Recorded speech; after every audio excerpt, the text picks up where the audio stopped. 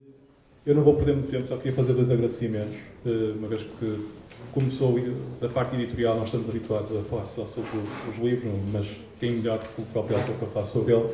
Queria agradecer, de facto, ao Nelson Araújo por nos ter dado esta oportunidade de editar o seu livro numa das nossas coleções mais célebres do grupo da Almedina das edições de que é Arte e Comunicação. Já temos 105 livros com este título. E queria também agradecer a presença também do professor Dr. Carlos Melo Ferreira pela presença e para apresentar também este livro. Está bem, muito obrigado. Vou passar a palavra ao Dr. Carlos.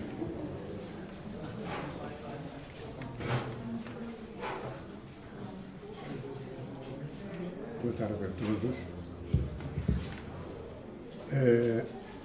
Eu vou apresentar o livro do Nelson Araújo por convite dele, que quero agradecer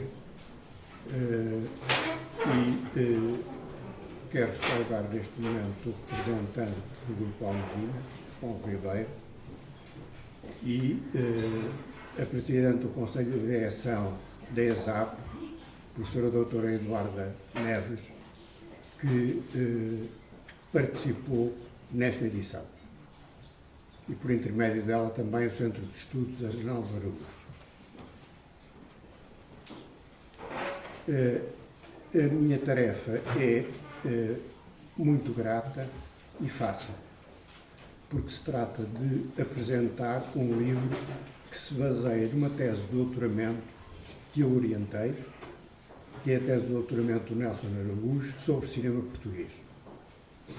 Portanto, primeiro ponto sobre o livro que estamos a apresentar neste momento e que está aqui identificado atrás, é um livro sobre cinema português. O que é o cinema português? Vou contar rapidamente a história. O cinema português começou há 120 anos, aqui no Porto, com Aurélio Paz dos Reis. Teve, há cerca de 100 anos, o seu apogeu mudo, também aqui no Porto, com a Invicta Film, fundada em 1917, e teve o cinema português, coisa que muita gente hoje em dia desconhece, uma vanguarda muda, no final do cinema mudo, em que participou o Manuel de Oliveira, além do Jorge Bruno do Canto, do Leitão de Barros e do António Lopes Ribeiro. Portanto, o Manuel de Oliveira entra aí com o Douro Faina Fluvial. Depois, o cinema português conhece, sobretudo, a censura e, por via disso, aquilo que marca os anos 30 e, sobretudo, 40, é, nos anos 30, algum pouco cinema de propaganda, nos anos 40, a comédia portuguesa, que tinha começado nos anos 30. Os anos 50 são marcados pela tentativa heroica e inglória do Manuel Guimarães de fazer cinema neorrealista em Portugal, que foi barbaramente censurado, tal como as tentativas anteriores do Manuel de Oliveira tinham sido. De nada disto, ou de muito pouco disto, trata este livro.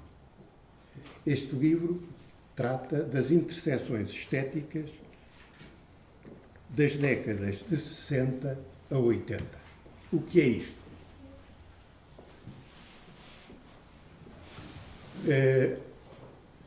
Permito-me citar a doutora Leonor Arial, que explica esta mudança dos anos 50 para os anos 60 no cinema português por aquilo que ela chama a mudança de tabu.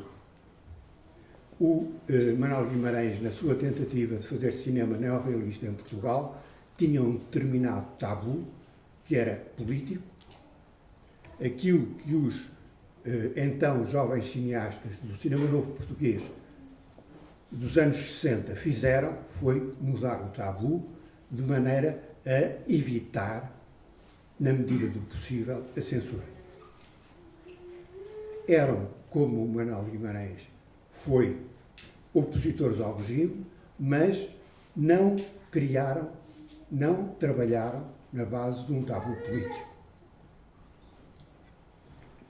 Então o que é que eles fizeram de novo? Fizeram uma investida através da forma, que é precisamente aquilo de que trata o livro Cinema Português, Interseções Estéticas dos anos 60 aos anos 80 do século XX, do Nelson Araújo.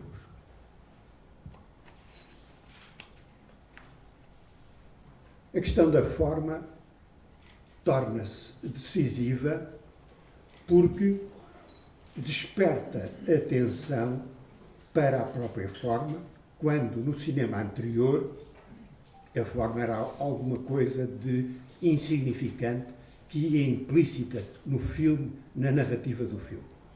E aqui a forma destaca-se. Destaca-se em alguns aspectos, e não em todos os cineastas do cinema novo português,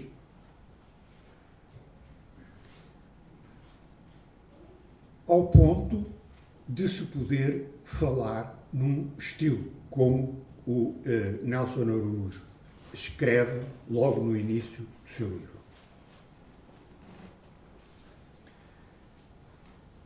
Essa forma cinematográfica nova, a que o Nelson Araújo chama o tratamento da gramática cinematográfica pelo cinema novo português, passa por algumas questões que ele trata neste livro, nomeadamente a questão do espaço. O espaço enquanto elemento estético da imagem e também pela questão da clausura, que é uma questão que se prende com a época, o tratamento de espaços metafóricos, o corredor e os interiores, são remissão também como metáfora para o clima da época. Eu devo dizer aqui uma coisa que ainda não disse, mas que estou a tempo de dizer, que é que neste cinema novo português participou também o Manuel de Oliveira e foi uma das suas figuras centrais.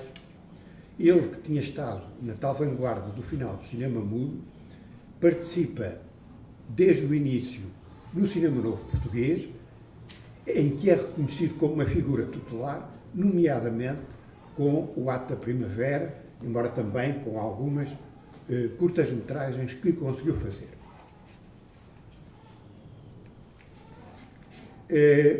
Esta questão do espaço é uma questão importante neste livro, tal como é importante a questão do rosto,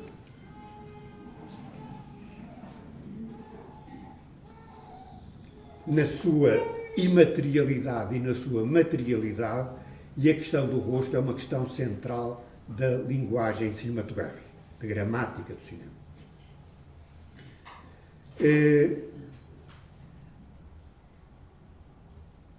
O espaço, o tempo, evidentemente o tempo, mas antes de chegar, de enfrentar diretamente a questão do tempo, o livro do Nelson Araújo trata de uma questão que é pouco tratada ou não tratada na bibliografia sobre cinema português, que é a questão do distanciamento do cinema.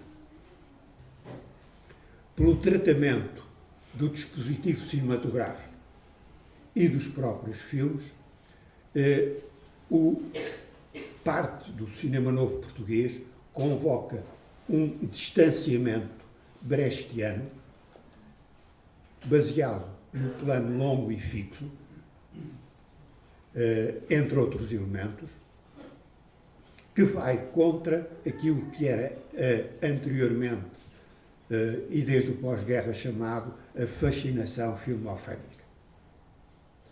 Portanto, este capítulo que eu estou agora a referir, Horizontes Brechtianos, no cinema português é talvez a trave mestra deste livro. Aquilo que ainda ninguém tinha escrito sobre o cinema português.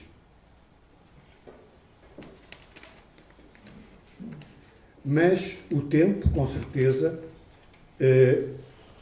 o tempo com a invocação de cineastas emblemáticos do cinema português, de novo Manuel Oliveira, Paulo Rocha, João César Monteiro.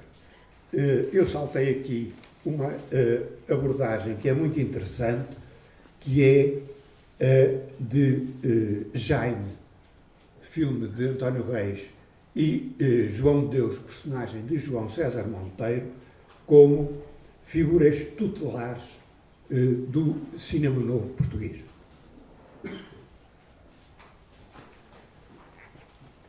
Dito isto, estou a poupar-vos, se quiserem, a leitura do prefácio. Resumidamente, estou a dizer-vos aquilo que está neste livro e aquilo que é nele central.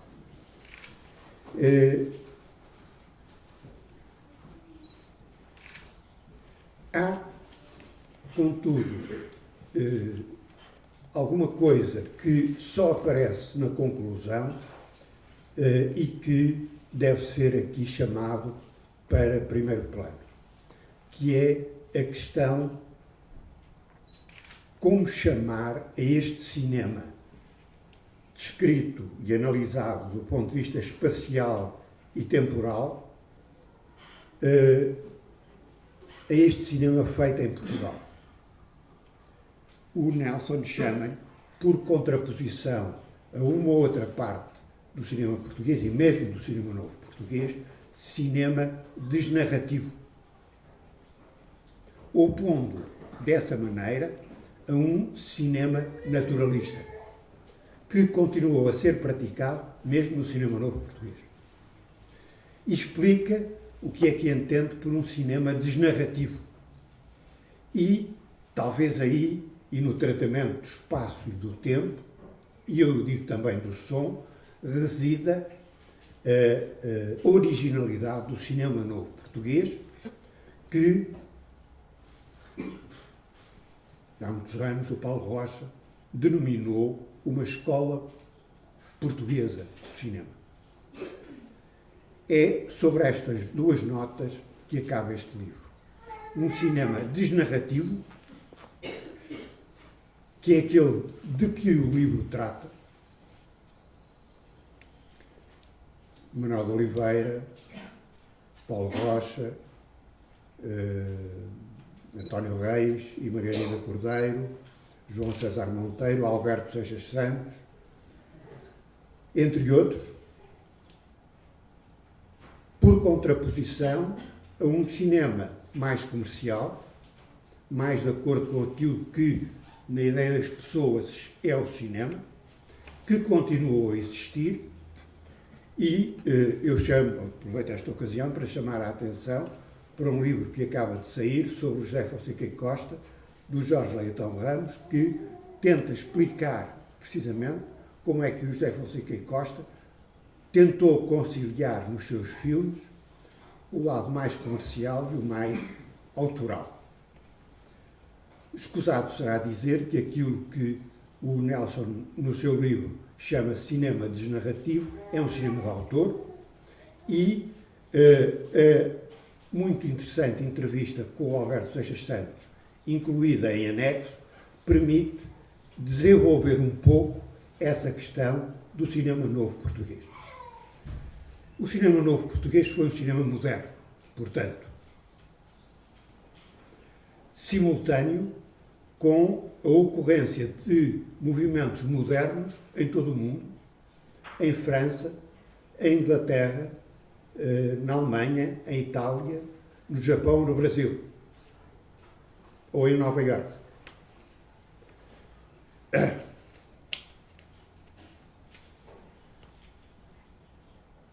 Talvez tenha sido, depois de todos os percalços anteriores, todas as peripécias infelizes anteriores, um renascimento, que foi um verdadeiro nascimento do cinema português. Com tal importância e tal impacto que influenciou todos aqueles que chegaram depois ao cinema em Portugal, mesmo depois do 25 de Abril. Isto permite também desmontar a ideia que algumas pessoas ingenuamente terão de que o cinema moderno português começa com o 25 de Abril. Não começa com o 25 de Abril, começa na primeira metade dos anos 60 com o cinema novo português, algum do qual foi desnarrativo, algum do qual foi censurado, e todo ele influenciou aqueles cineastas que surgiram no cinema português depois do 25 de Abril. E eu ponho também aí os nomes: João Botelho, João Mário Grilo, José Álvaro Moraes e outros. Todos eles pertencem a essa eventual escola portuguesa de cinema que o Nelson Araújo analisa neste livro.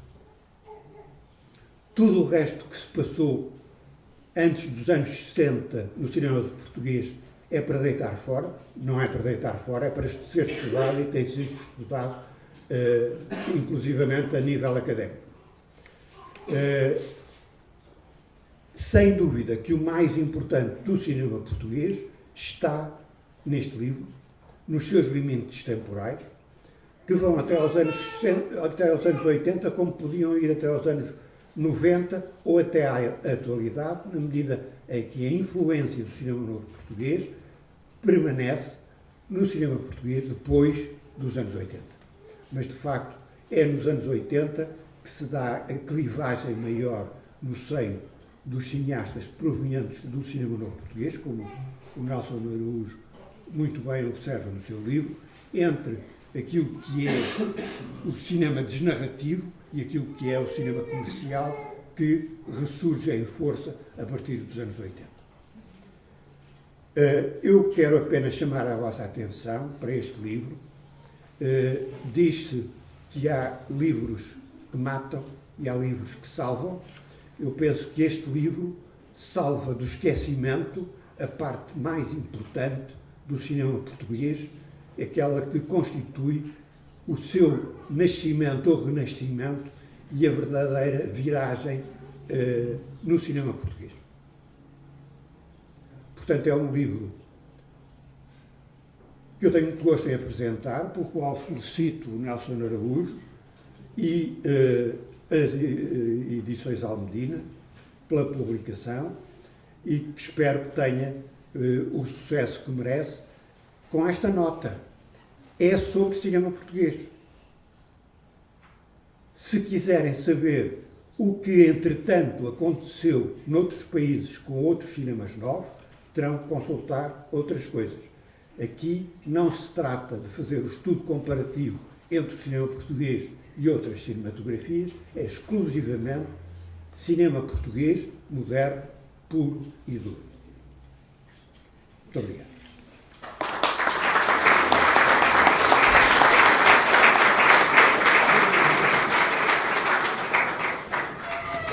Então, boa tarde.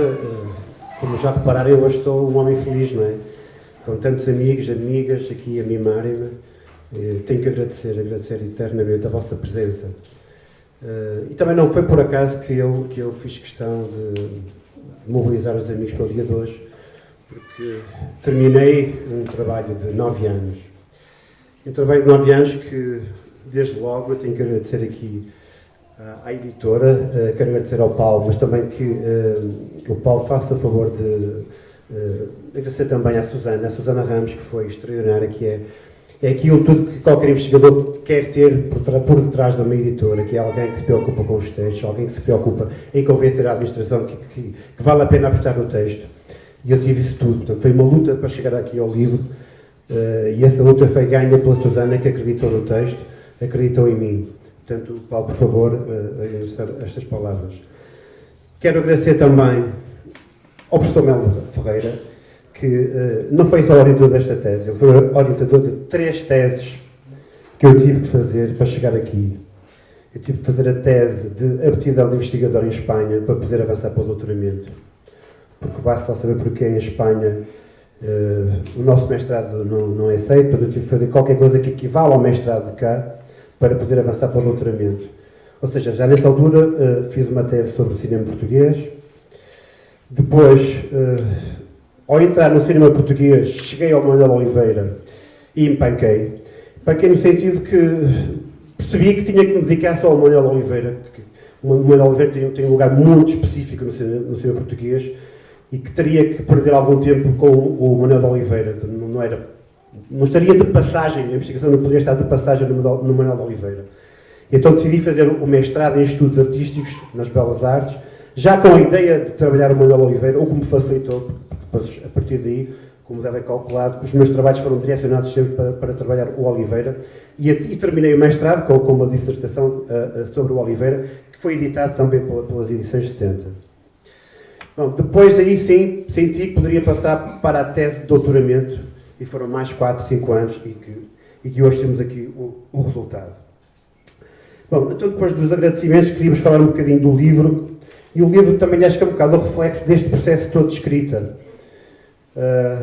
Porque durante todo este processo eu fui escrevendo sempre e houve coisas que se foram sempre aproveitando. E o que é que resulta, na minha opinião? Isto não é para dizer a ninguém lá fora. Há textos que eu acho que são fortes, que eu acho que estão bem sustentados, outros que são mais frágeis. Porque percebe-se que houve aqui várias fases de escrita. E a escrita é uma coisa difícil, é uma coisa, pelo menos para mim é uma coisa dolorosa. Quer dizer, eu havia dias que falava com o Ângelo, Ângelo, hoje escrevi uma linha, um parágrafo, 2 parágrafos, ou havia dias que não escrevia nada.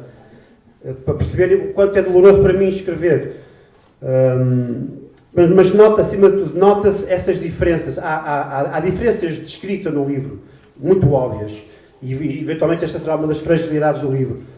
Mas não consigo fazer de outra forma, não consigo. Eu conheço casos que escrevem teses de doutoramento em 3 meses. Não percebo como é que conseguem.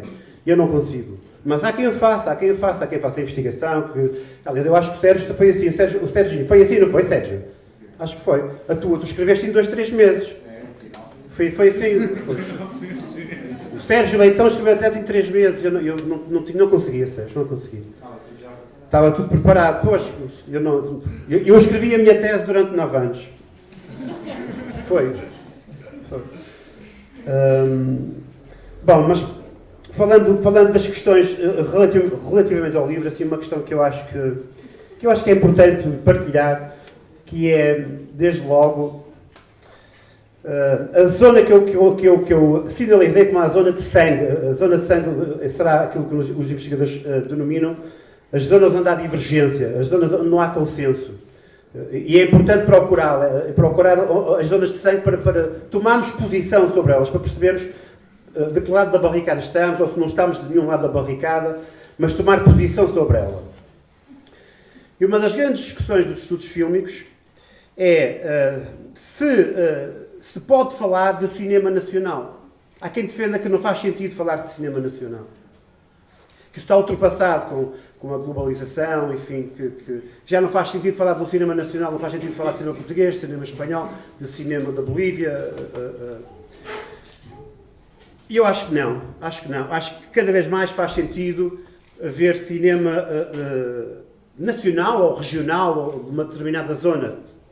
Mais do que nunca faz sentido, num momento do mundo que a tendência é para que os produtos culturais sejam homogeneizados, não é? Que não haja diversidade. E a diversidade no cinema só pode vir realmente do cinema local, do cinema regional, feito, e isto é um conceito que eu trabalhei, feito em função da especificidade cultural do país ou da zona, como quiserem. Mas que é importantíssimo que as imagens transpirem essa especificidade cultural. Eu acho que sim. Acho que o mundo fica mais rico. Porque eu, quando vou ver um filme, vamos supor, da Bolívia, porque não vou porque eles não chegam cá, mas vamos supor que eu vou ver um filme da Bolívia ou da Eslovénia, ou o que seja. E esse filme, com certeza, que me vai transmitir a forma de viver dessa zona, vai-me dar a coabitar com ideias próprias daquela zona. E o mundo, a riqueza do mundo é isto, é a nossa diversidade. E o cinema passa por uma fase muito complicada a este nível. Eu ontem ouvi uma música, Mesquita, que é do James Alden, tu deves conhecer, mas eu gostei do título. O título era The Idiots Are Winning. E já estamos a passar uma fase do mundo em que realmente os idiotas estão a ganhar. Estão a ganhar. E no cinema também. No cinema estão a ganhar. Porque, quando se fala de cinema americano, estamos a falar de cinema local. É um cinema local. E nós sabemos precisamente de onde é que ele vem. Tem o nome. Toda a gente sabe qual é.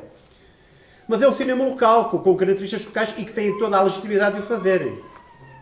Agora, o que eu pergunto é, porquê é que eu só vejo cinema americano, ou porque me oferece é quase cinema americano? Quando de certeza que no Sri Lanka fazem cinema, de certeza que na Bolívia fazem cinema, no Bangladesh também fazem cinema. Mas nós não temos acesso a esse cinema, não temos. Ou seja, nós estamos colonizados por um determinado cinema. E este livro poderá ser também uma história de guerrilha de um determinado cinema que luta contra esta colonização. Mas luta, e como dizia o Fernando Lopes, a dada altura, comparando o Oliveira com os realizadores dos anos 50 e por aí, 50, 40, dizia que o que diferenciava o Manuel Oliveira dos outros era que o Oliveira era um homem com escrúpulos. Eu acho que aqui esqueceu-se do Manuel Guimarães, do Fernando Lopes. Bom, mas a distinção pode-nos ajudar aqui. Ter escrúpulos no cinema, ter escrúpulos na arte, é o que nos pode classificar alguém de artista. Poderá ser desde logo o primeiro item para definirmos o que é isto de ser artista no cinema. Porque o Oliveira e o João César Monteiro, toda essa geração, quando fazem cinema, eles fazem cinema a pensar no público e querem ser reconhecidos. Eu não acredito que haja algum artista que não queira ser reconhecido. Todos querem. Agora, não querem ser reconhecidos a qualquer preço. Isso não. O Alberto Seixas Santos, na entrevista que eu lhe fiz, disse uma coisa que me deu um nó e que me deixou pensar naquilo e eu tinha que resolver aquilo. Dizia ele, de todos nós daquela geração, da geração dele, realizadores, isso está no livro, o Manuel de Oliveira é o que mais se preocupa com o público. E eu percebi, percebi, mas tive que perceber a base disto, mas o que é que ele faz, então, para que se preocupe com o público? Quando toda a gente, quando saímos à rua, toda a gente diz que o Manuel Oliveira é chato, o Manuel Oliveira sei o quê, então, e ele é o que se preocupa mais com o público. Então o que é que se passa aqui? Tive que desmontar isto. Demorei algum tempo. E o capítulo sobre o Brecht é precisamente a resposta a mim próprio daquela frase do Alberto Seixas Santos. Porque o Brecht é definitivamente uma presença subterrânea no cinema português, neste estudo que faço, onde é utilizado o sistema do Brecht para retirar ilusão ao cinema, retirar manipulação ao cinema. E era isto que o Alberto Seixas Santos me queria dizer, que ele se preocupava com o público porque não queria ser desonesto com o público. Ele queria fazer cinema e dizer, atenção, que isto é um filme, estão a ver o filme. E dentro da imagem deixa marcas claras de que aquilo é um filme. No Soleil de Satã, de uma cena para a outra, vai o homem e tira as lâmpadas, e vai outro e muda de adereço no palco. Isto acontece para quê? Acontece precisamente para nós não nos esquecermos que estamos a ver o filme. Para não nos deixarmos envolver, para não sermos manipulados. E é precisamente aqui que o Manuel Oliveira nos mostra esse respeito pelo público, essa honestidade para o público. Poderia falar mais do Manuel de Oliveira ou do Paulo Rocha, podia falar das obras máximas deles. E são obras máximas no sentido estético e também no sentido da duração. O Le Soleil de Satan tem quase 7 horas de filme. Claro que toda a gente fica, 7 horas de filme? Como é que é possível? Pois é. Mas nós agora vemos séries a noite toda, fazemos maratonas de séries, não é? E porquê que o Oliveira faz um filme de 7 horas? Porque precisa de tempo, como as séries, para desenvolver a personagem, para amplificar a intriga. O Oliveira em 80 e tal já percebia isso. Bem como o próprio Paulo Rocha com a Ilha dos Amores. E depois tem outra questão também, a questão da duração. Alerta também para outra coisa importantíssima, que é para a guerra, ou o conflito inglório entre um livro e um filme. Porque é realmente uma luta em glória passar para filme um livro.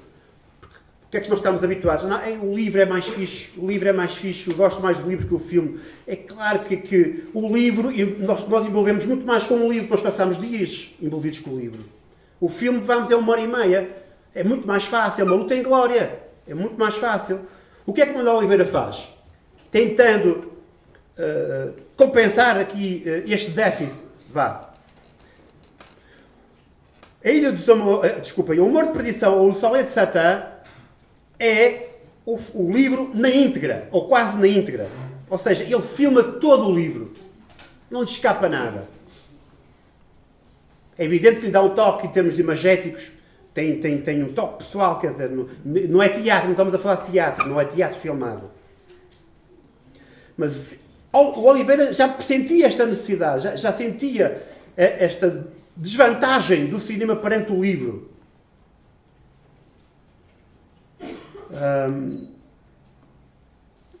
Podia falar também dos planos longos.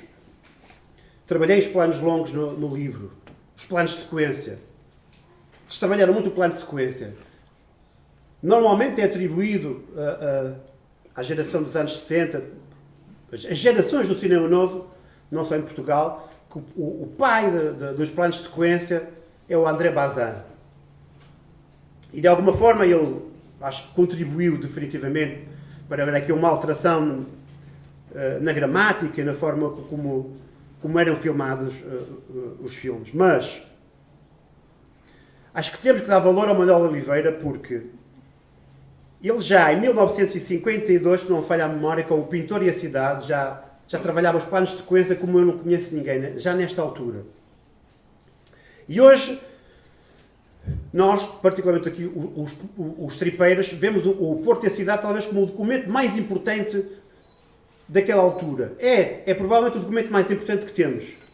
Não temos documento que nos mostre de forma tão significativa o dia-a-dia da cidade.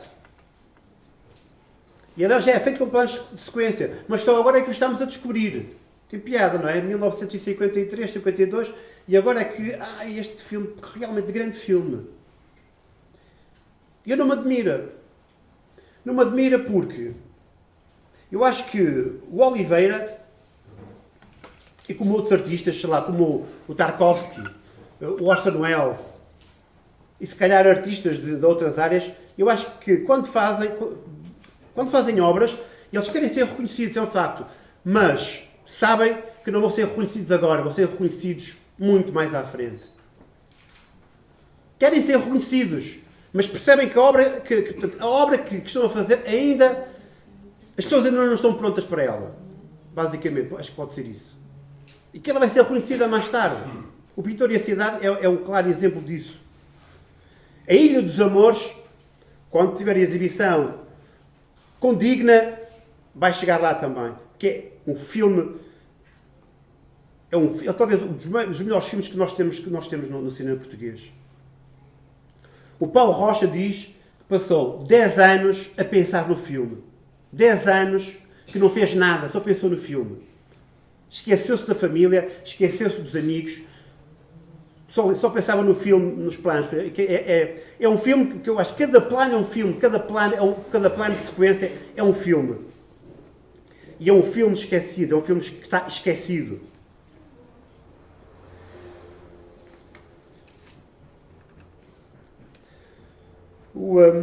o discurso do público, esta questão do público, e que é preciso fazer cinema para o público, e que aqui não faça cinema para o público, eu acho que tem que haver cinema para toda a gente, tem que haver cinema com uma tendência mais artística ou menos artística, cinema de entretenimento, espetáculo, acho que sim, acho que é lugar para tudo. O que eu acho é que não se pode vir dizer que o Truffaut, o Hitchcock ou o John Ford, que são grandes cineastas, fizeram cinema e tinham público. Quer dizer, não podemos ir a reboque destes grandes realizadores para dizer não, eu também posso fazer porque o Hitchcock também fez. Quem diz isso tem que se lembrar que o Hitchcock ou o Truffaut ou o John Ford, quando fizeram, inovaram, foram originais no que fizeram, trouxeram algo de novo ao cinema, problematizaram a linguagem do cinema, não copiaram, não repetiram as fórmulas. Portanto, acho que isto é desonesto. Afirmarem que eu posso fazer cinema para o público porque o Truffaut, o Hitchcock e o John Ford também fez, é usar o nome em vão destes grandes realizadores.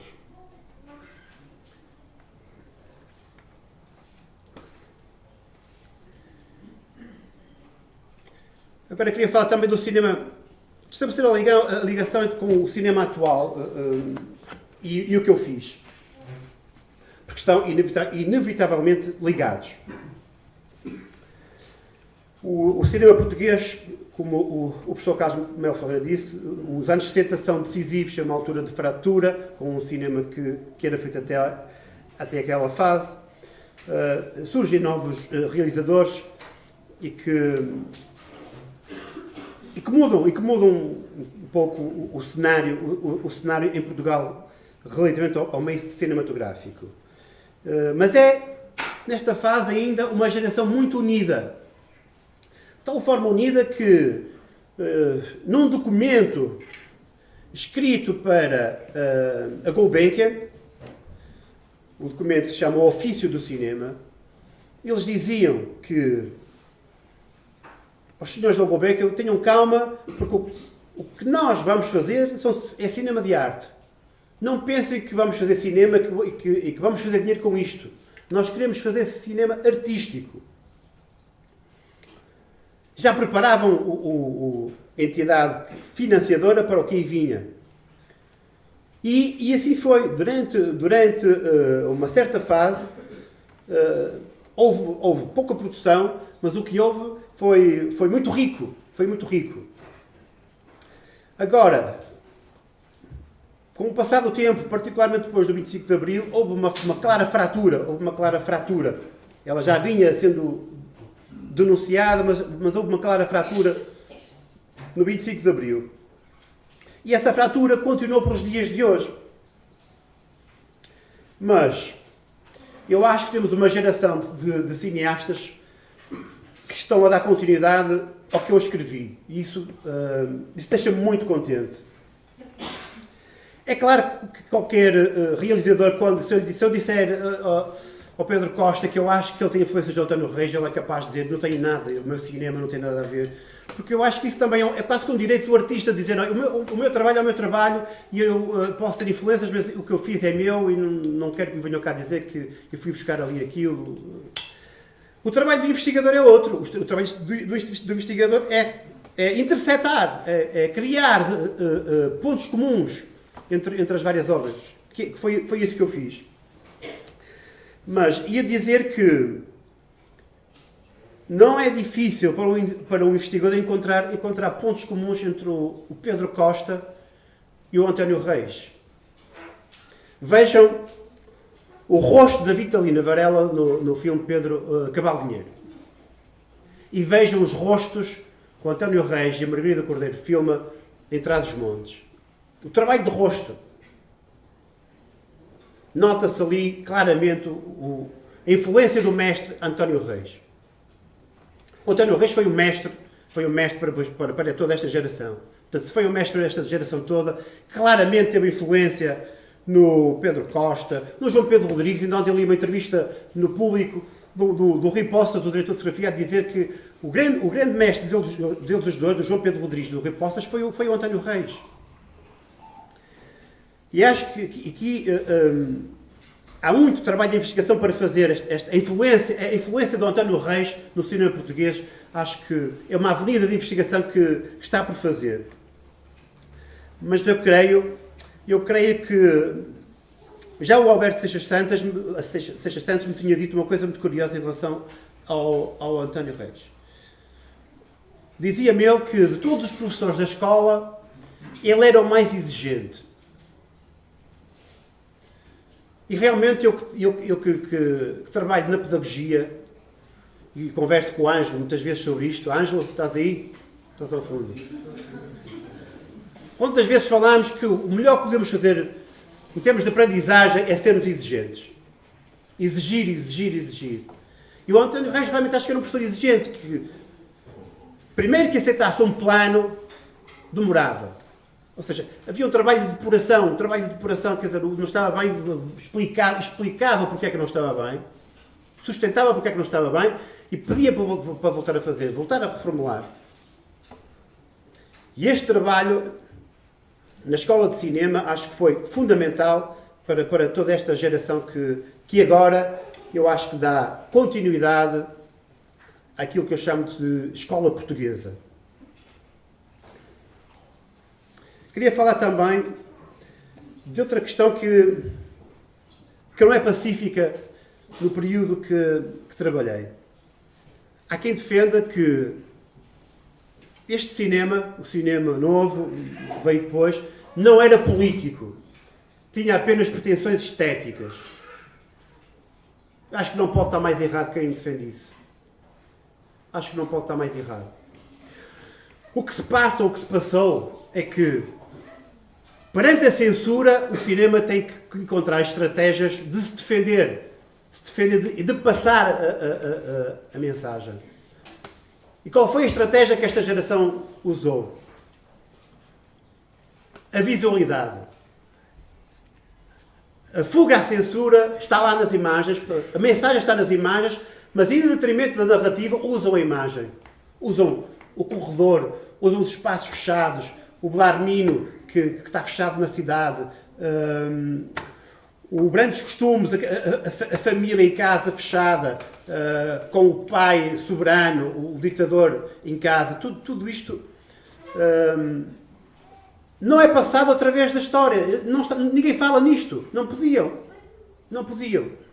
Mas isto não faz disto um cinema apolítico. Pelo contrário.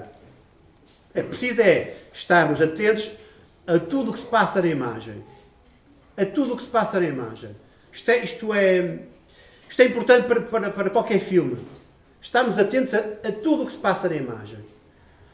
O cinema diferencia-se da televisão entre muitas outras coisas.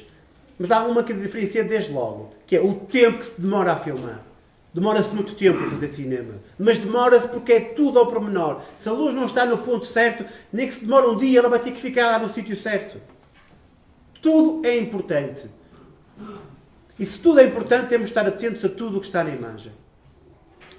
E acho que o cinema português é um bom treino para nos tornarmos espectadores atentos. E acho também, para nos tornarmos espectadores atentos, que podemos pedir de emprestada à pintura a postura que usamos quando analisamos um quadro. Ela pode nos ser muito útil. Quando nós olhamos um quadro, enquanto espectadores, nós estamos atentos a tudo, não é? Porque o quadro também tem movimento, a pintura tem movimento. Nós temos de estar atentos a todos os pormenores e paramos e ficamos ali a olhar 5, 10 minutos, o tempo que for necessário. E ficamos a olhar para tudo o que está lá. E é isso que se pretende no cinema. É que estejamos atentos a tudo. Tudo tem significado. E esta geração, ou estas gerações que eu trabalhei, já sabiam disso, não é? Já sabiam disso. A pintura é uma forte presença no cinema português. Tem uma forte presença no cinema português. E por isto, e pela questão da visualidade. Eu há pouco tempo tive com o João Mário Grilo numa conferência e que ele alertava para a questão da visualidade e que cada vez mais nós hoje confundimos isto com visibilidade. E realmente tem razão. Corremos o risco de estar a confundir visibilidade com visualidade. A visualidade é uma experiência estética, é uma experiência aurática. E a visibilidade não é nada disto. Não é nada disto.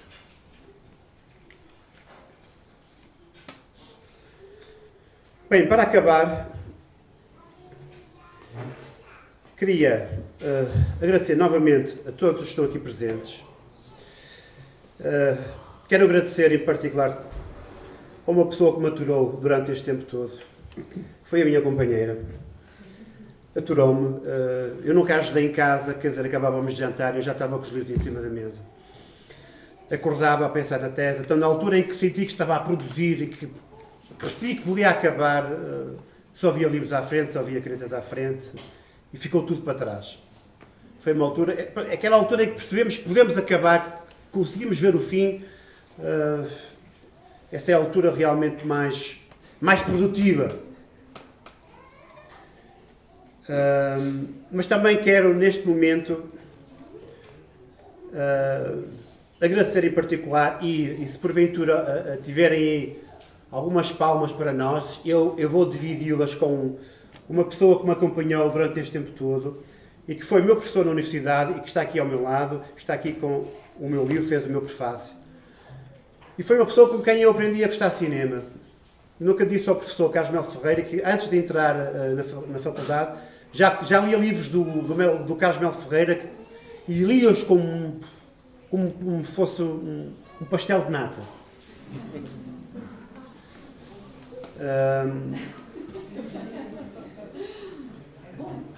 Sim. Portanto, é também um momento de agradecimento ao professor Melo Ferreira por tudo o que fez por mim, por todos estes anos que me acompanhou e, portanto, eu agradeço, professor, agradeço. E então, se tiverem palmas, as palmas são para o professor Melo Ferreira e um bocadinho para mim.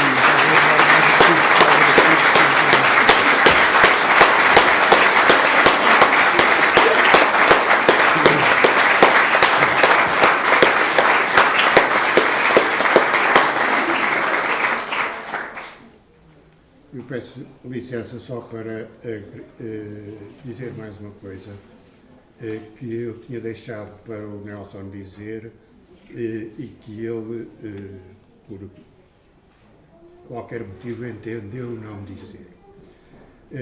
Aquilo de que se trata nesta escola portuguesa, como se chama, ou neste cinema desnarrativo português, é a construção de um tempo cinematográfico reflexivo. Ele tem um capítulo só sobre isto. O que é que isto quer dizer? É um bocado aquilo que ele disse, sem utilizar a palavra. É um cinema que reflete, como aqui na contracapa, num espelho, e convida à reflexão. E, portanto, o contrário daquele cinema considerado comercial e que aliena nas suas propostas narrativas e, eventualmente, estéticas. Este é um cinema de exigência, de responsabilidade e de exigência, que exige do espectador que faça também a sua parte para que é convidado. E, portanto, por chamar a atenção para isso, este livro vale a pena para a época a que se refere, anos 60, anos 80, e para a atualidade. Era esta nota que eu queria deixar, juntamente com os meus parabéns pelo seu livro.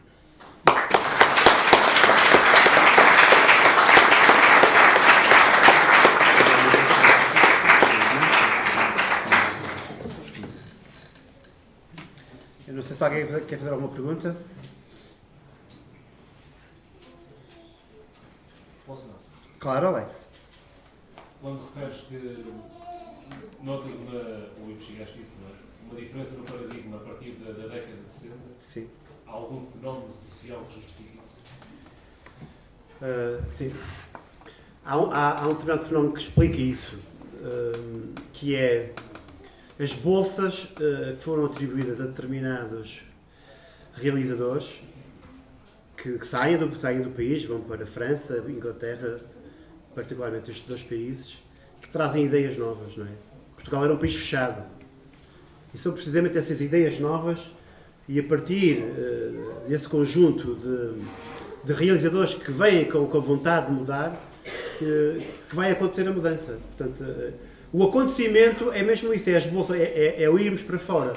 E realmente isto, quer dizer, esta coisa de irmos para fora acrescenta sempre mais qualquer coisa, não é? E naquela altura em particular que era um país extremamente fechado, não é? Ok?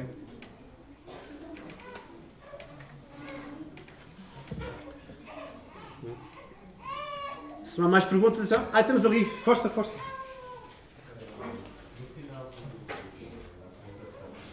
Aqui não ouvimos, se calhar levo o microfone.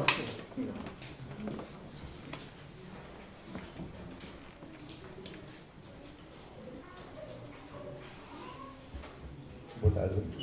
No final da apresentação, estava a distinguir a diferença entre o que é visível e o que é, se me permite, já esqueci o termo, tinha dito o visível e...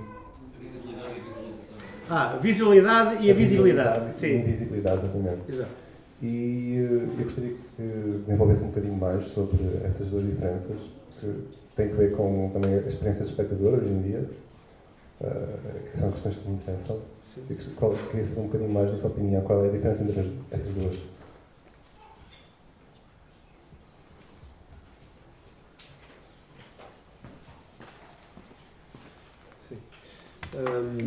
A questão da visualidade, isto é uma ideia, deixa-me dizer-lhe, que não é da minha autoria. Eu acho que referi o João Mário Grilo. Ele está a trabalhar as questões da visualidade. E ele fala na visualidade como uma experiência aurática, uma experiência estética. E o cinema tem isto, tem esta experiência aurática. Agora, nos dias de hoje, a própria imagem está tão gasta, tão usada, que já se usa, não desenvolvemos com ela para termos experiências auráticas, mas para ter visibilidade. Ou seja, estamos a tropeçar a imagem. E ela pode ser usada para uma experiência aurática, ou para uma experiência estética, ou uma envolvência estética. E quando a usamos só para a visibilidade, estamos a deturpar tudo isto. Não sei se respondi. Okay. Eu gostava de fazer uma pergunta. Se calhar mais uma. Fala, vou levar aqui se preciso. Toda a gente ouve. Qual era o conselho que nos dava para vermos mais cinema português?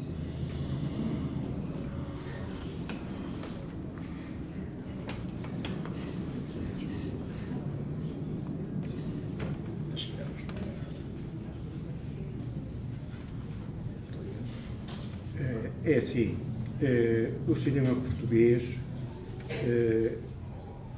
que vale mais a pena, quando se estreia, não tem muitos espectadores. O cinema português que tem mais espectadores é o cinema mais comercial. Agora, há formas de ver o cinema português de que trata o Nelson Araújo neste livro, através do DVD. Há muitos filmes aqui mencionados que estão editados em DVD, mas também há muitos que não estão.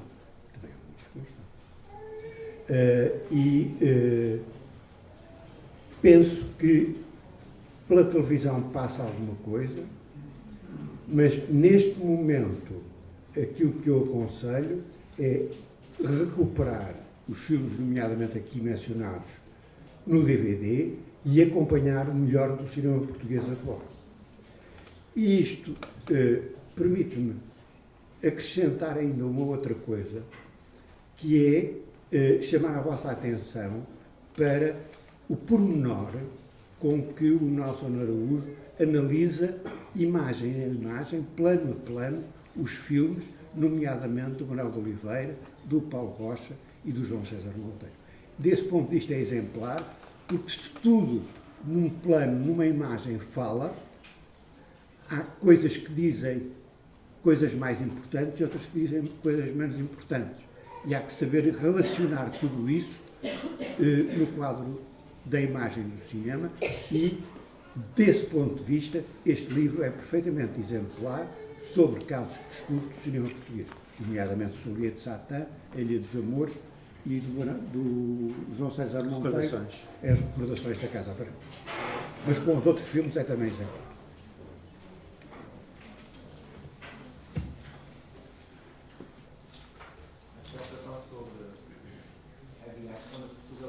Sim. Qual é essa possibilidade de aquisição? Mas depois, se há uma preocupação maior do contexto nacional ou é extravasar essa.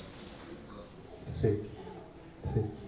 Pois essa questão não é muito pacífica, não é? Ela não é muito pacífica. Sim, sim. Eu acho que em Portugal nós temos um grupo de realizadores preocupados com a Portugalidade, que já vem dos anos 60, 70. Não há ninguém mais preocupado com a Portugalidade que Manuel Oliveira. Os filmes deles, de uma forma ou de outra, acabam por falar da Portugalidade. Agora, esta questão da Portugalidade não pode ser confundida com a questão da identidade ou da nacionalidade. Pior é dizer que o que é que o nacional é bom. Não.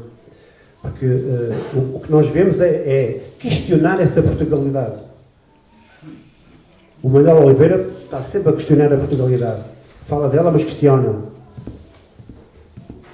O Pedro Costa também. Ou seja, é usado o cinema para problematizar mesmo o que nos rodeia. Quer dizer, é uma zona de conflito, não é? O cinema é uma zona de conflito. O cinema tende a situar-se em zonas de conflito e não esquecer. O cinema português atualmente passa uma fase, em termos de esquemas de linguagem, muito interessante, que é de que forma é que o cinema pode acrescentar verdade às imagens. E cada um tem feito à sua maneira. O Pedro Costa já o faz, não é? O Pedro Costa faz ficção, mas faz ficção a partir da realidade. O Miguel Gomes também, com o último filme.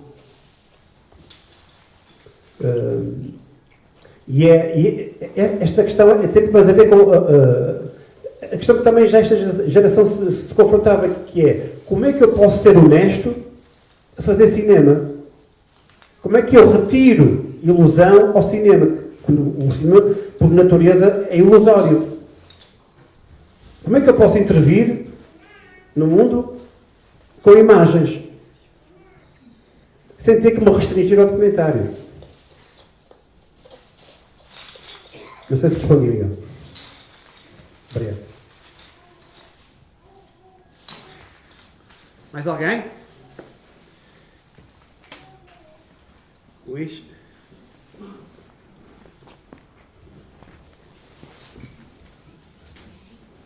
Boa tarde. Nelson, tu tiveste 9 anos, eu tive 9 minutos. Vou tentar ganhar menos do que tu. Eu não percebo nada de cinema, mas só que percebo do Nelson. Quando o Nelson falava em visibilidade e visualidade... Visualidade e visibilidade. Obrigado. Ainda ninguém hoje falou sobre ele. Porque o Nelson teve 9 anos a tentar preparar este livro, a estudar sobre cinema. O Nelson é das pessoas mais importantes que eu tive em 41 anos e eu quero dizer-lhe obrigado, Nelson, e eu vou ler este livro. Não tenho dúvida.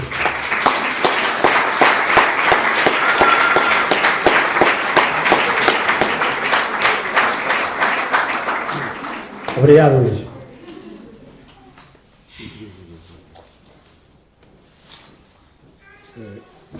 Antes antecipando a eventuais outras perguntas, queria só deixar uma nota, contrariando aquilo que o Nelson disse, por precipitação talvez, que o livro é um pouco desequilibrado, não acho nada. Acho que está perfeitamente calibrado nas suas diferentes partes, nos diferentes enfoques que adota em cada um dos capítulos. Além disso, e portanto é mais pormenorizado onde pretende ir mais longe e é mais expedito onde não tem que desenvolver mais. Um ponto para que eu não chamei a atenção é que é um livro bem escrito. É uma linguagem que é português, correto e acessível. Portanto, está ao alcance de todos. E depois, se me permitirem, eu queria deixar um desafio à assistência e um desafio ao Nelson. O desafio ao Nelson é, tudo bem, escrever sobre cinema português, mas há muitos anos que não há uma história do cinema português. Alguém, e isto serão os doutorados em cinema português que têm essa obrigação, é neste momento obrigado a escrever uma história atualizada do cinema português. Isto é um desafio ao Nelson. O desafio ao Nelson e à assistência é perguntar.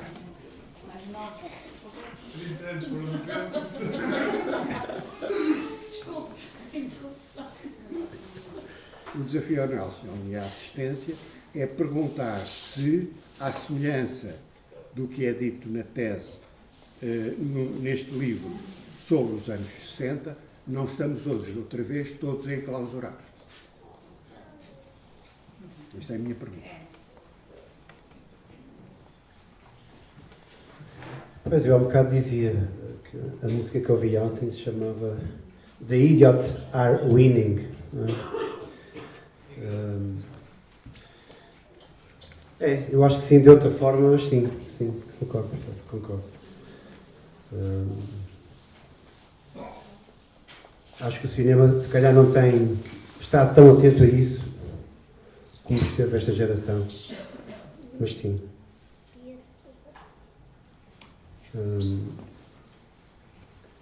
Acho que o Pedro Costa tem, de alguma forma, trabalhado isso.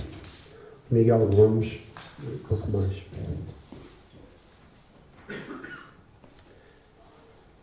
Bem, mas eu queria ainda, para terminar, contar uma história que não tem que ver com cinema, mas para invocar aqui uma pessoa que com certeza gostava de estar cá hoje. E invoco pela pessoa que é, mas também pelo espaço onde estamos. O meu pai trabalhou em Campanhã, foi operário.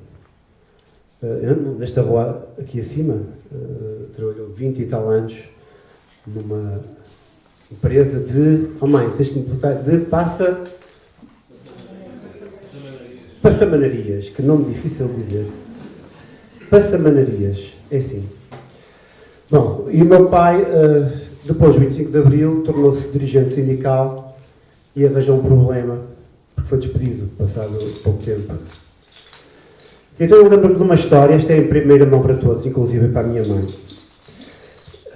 Eu lembro-me do dia depois em que ele foi despedido, de estar ali junto à estação de Campanhã à espera de alguém que vinha da fábrica para lhe trazer um lanche e algumas coisas mais que eu tinha deixado. Bem, o que é facto é que eu estava com fome e dizia: "Oh pai, tenho fome." E ele: "Espera que o lanche vem já, vão vir já trazer o lanche." Bem, mas a pessoa nunca mais chegava e eu continuava com fome. Lá convenci o meu pai a dar-me alguma coisa de comer e fomos a uma tasca aqui, havia aqui muitas em Pinto Bessa. Fomos a uma tasca, eu entrei, mas aquele momento foi uma coisa que me ficou marcada na minha infância, que eu fiquei assim: porque é que o meu pai me foi levar para uma tasca? Porque de escuro, já sabia, quer dizer, já tinha noção de que era alguém estar bêbado, estreitinho. Fiquei sempre com aquele enigma: porque é que o meu pai me trouxe para aqui? Como é que eu resolvi o enigma? Quando comecei a ir a tascas. Porque, efetivamente, o meu pai levou-me lá porque comi bem e o meu pai pagou pouco. Tinha toda a razão, o meu pai. Era isto que queria dizer sobre o meu pai, que não está cá hoje. Eu sei.